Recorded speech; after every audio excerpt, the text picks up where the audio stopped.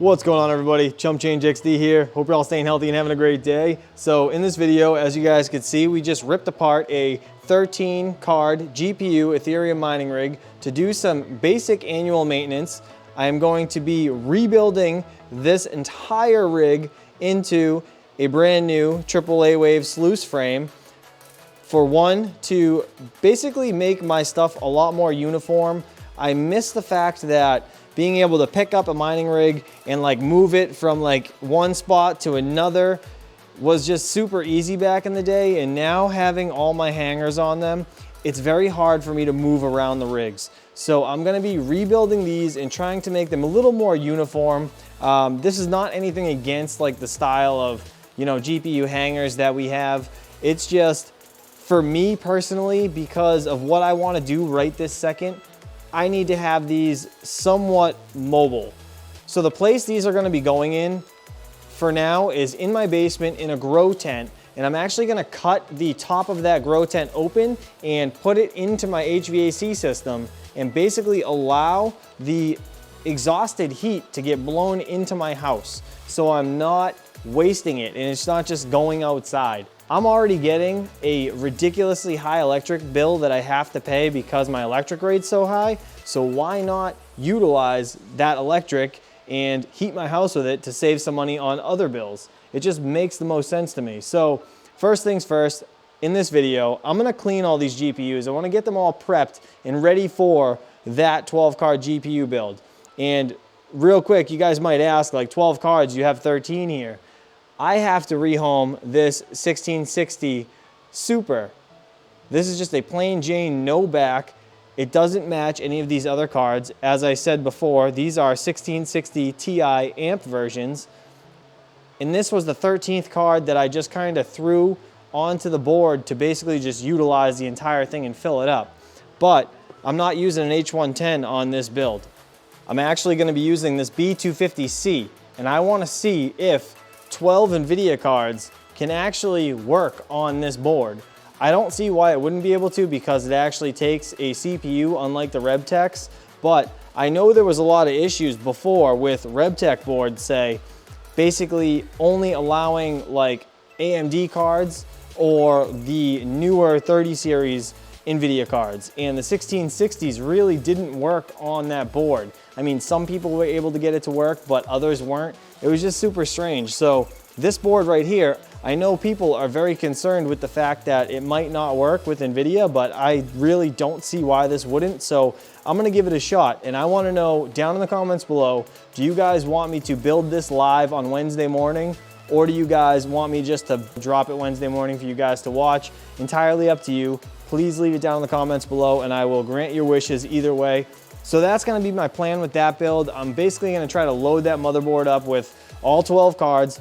They all look the same. It's gonna be on a nice tight frame. I'm gonna try to cable manage everything nice and just make it look perfect. That is my main goal. Then the beauty about these AAAWAVE frames, you can actually stack them. I actually put in an order with AAAWAVE, and I believe I'm gonna have them in like the next week or so. So once I get that, I'm gonna figure out how to stack these on top of each other. But I'm super excited to have nice tight rigs again that I can just stack up nice and tall, put them in a grow tent and utilize that heat. So again, that's gonna be my plan. Now, if you guys can see right here, inside these GPUs, they haven't been cleaned in about 6 months. They're definitely overdue. You can see the dust in there.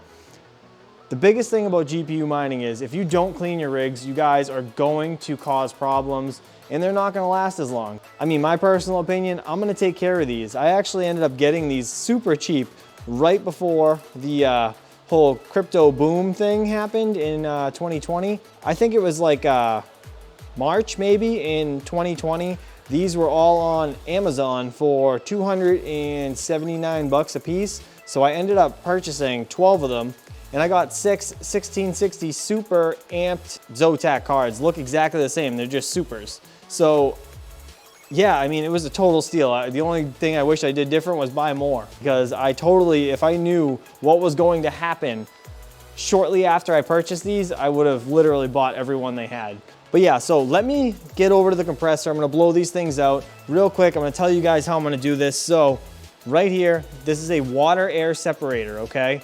When you're blowing out your GPUs with a compressor, compressors grab moisture and store it out of the air.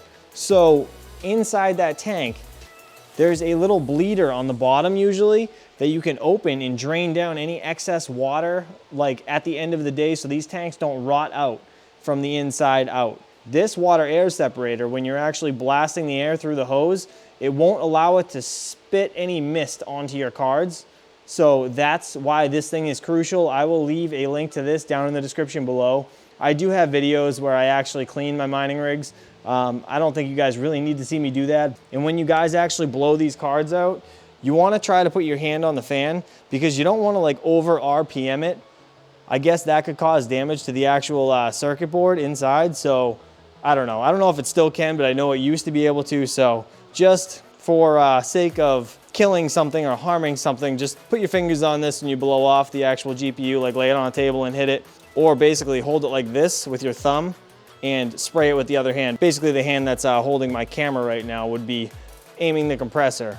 Then I'm gonna try to blow off all these server PSUs. I don't know if I'm actually going to use these or not. I might end up using a 1200 watt ATX PSU because each one of these is only gonna be pulling like 80 watts. In the software, they're like 65 to 70 maximum. So right around 80 to 85, I would say probably at the wall. You add these all up, this will actually go under a 1200 watt PSU, and I think I should be safe to run them all. I'm actually gonna turn it on and put a watt meter on it so you guys can see along with me if it's actually safe or not. So yeah, let me get these all cleaned up and then we'll check them out. All right, so I just started blowing out this one and it actually came out pretty good. I don't know if you guys could see this. Look at those little dots in there. See all that moisture? That is exactly why we use this water air separator.